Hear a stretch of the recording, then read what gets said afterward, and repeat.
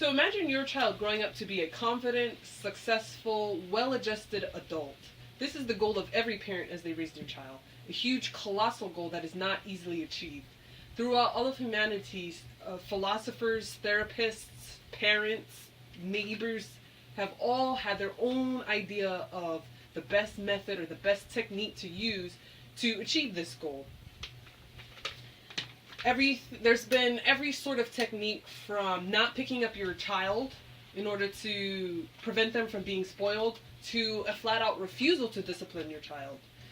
I grew up in foster care, so I've seen the gamut of every type of child. Kids in foster care tend to have more behavioral issues because of the trauma that they've suffered.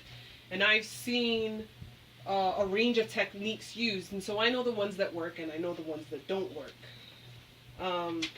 So at this point, you can turn to slide 2.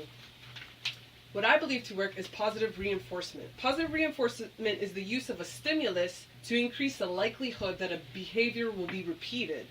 So when you praise your child for doing something that you ask them to do, you are using positive reinforcement.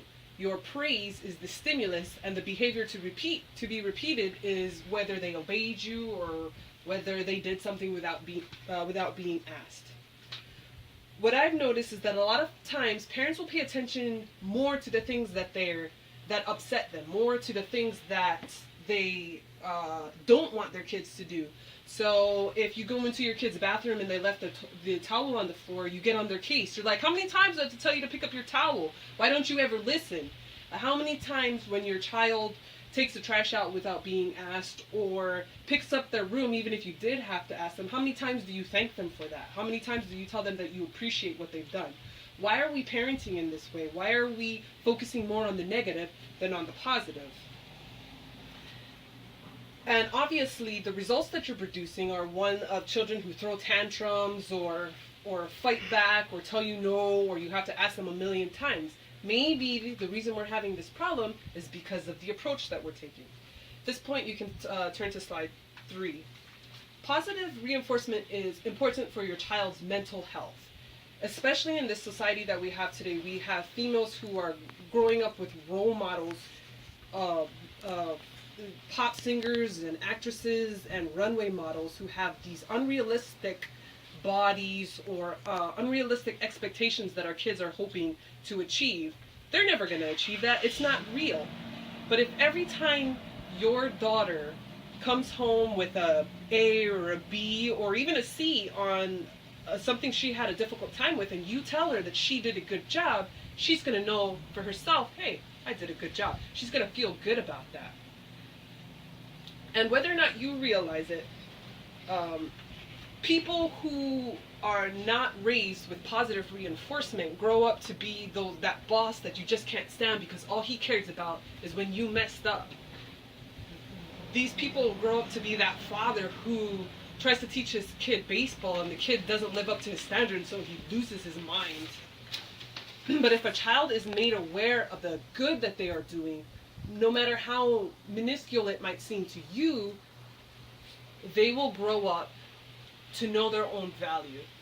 And there's a phrase that says that your voice becomes the inner voice that your child hears in their own head. At this point, you can turn to slide 4.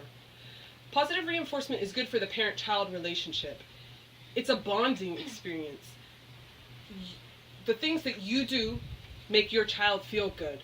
Therefore, it brings you closer to your child. And the health of a parent-child relationship is absolutely of paramount importance. This is the first relationship a child will ever have. It's the longest lasting relationship a child will ever have. If you have a good parent-child relationship, when your child grows up, they'll be able to foster good relationships with other people. If you instill in your child a sense of self-worth, when they have a relationship, when your daughter grows up and has a boyfriend, if you have made her to feel valuable, she won't let a man treat her as though she is of little worth, because she will know for herself that she is of value.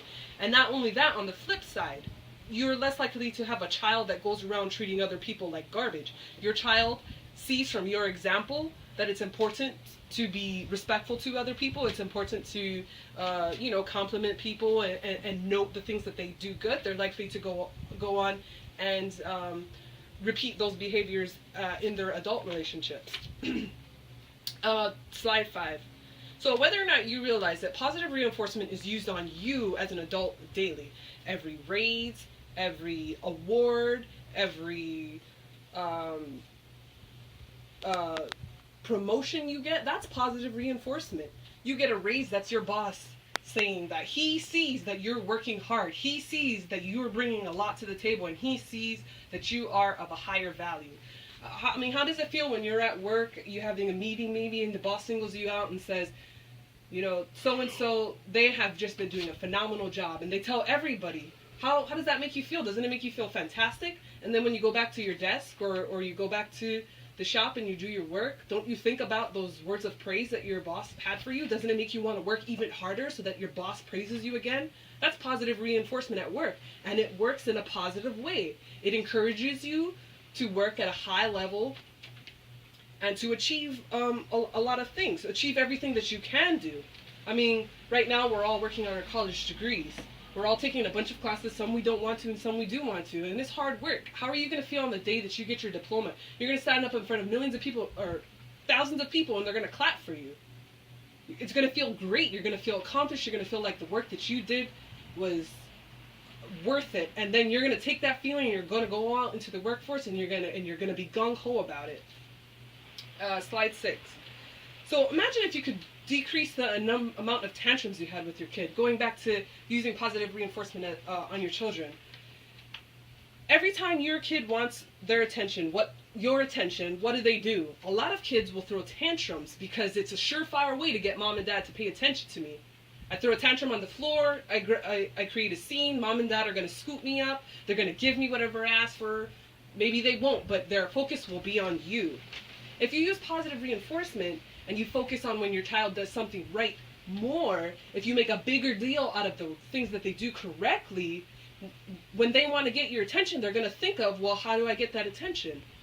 If this positive reinforcement is used on a regular basis, the first thing that's going to come to their mind is, the last time I cleaned up my room, my mom made a really big deal out of it, or she made me feel good inside when she complimented me or thanked me. So they're more likely to repeat that behavior.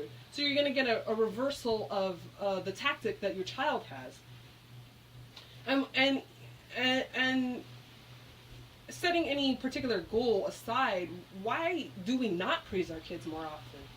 Our kids are growing up in possibly the most stressful, the set of expectations that society has for our kids are possibly the most stressful that's ever been set for society ever before. Why are we not praising them? Why are we not giving them every possible tool that we can to help them to be successful at what they do? Now, I'm not saying positive reinforcement is the fix-all, do-all that's all of a sudden going to make parenting easy. It's just a strategy that, after used over a period of time, is going to set your kid up for success. It's going to help your relationship with your child, and it's going to just make for more peace in your home. Positive reinforcement and child rearing is a necessity. We should use it. We need to use it.